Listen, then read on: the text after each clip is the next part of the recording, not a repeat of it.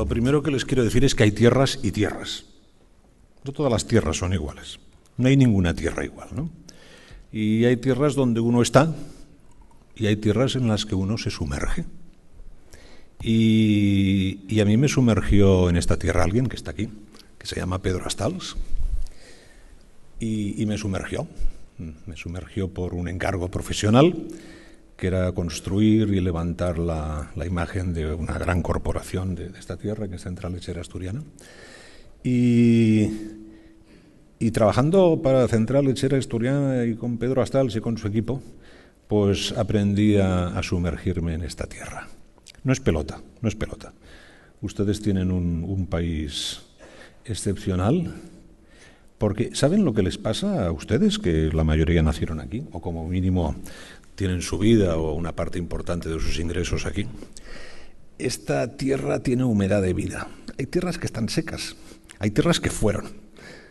Ustedes, esta Asturias tiene humedad de vida, se siente. Tiene humedad de talento y tiene humedad de evolución. Hay un término que me encanta en el fútbol. ¿Saben los equipos que tienen hambre de gol? Pues ustedes... Yo conocí... Esta tierra era una tierra hecha del lamento y del quejío y incluso de la envidia, ¿no?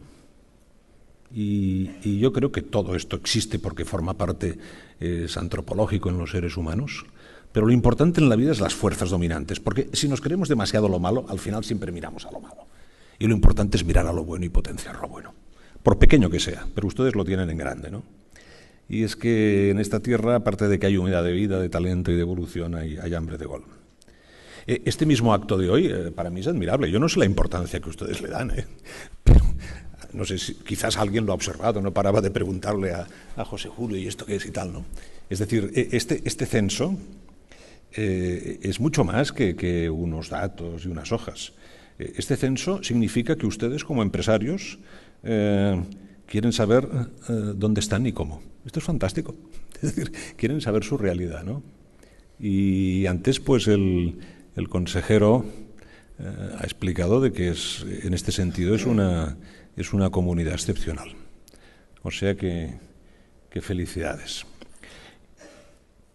Yo quiero alimentar y acrecentar en esta charla su hambre de gol. Les aviso.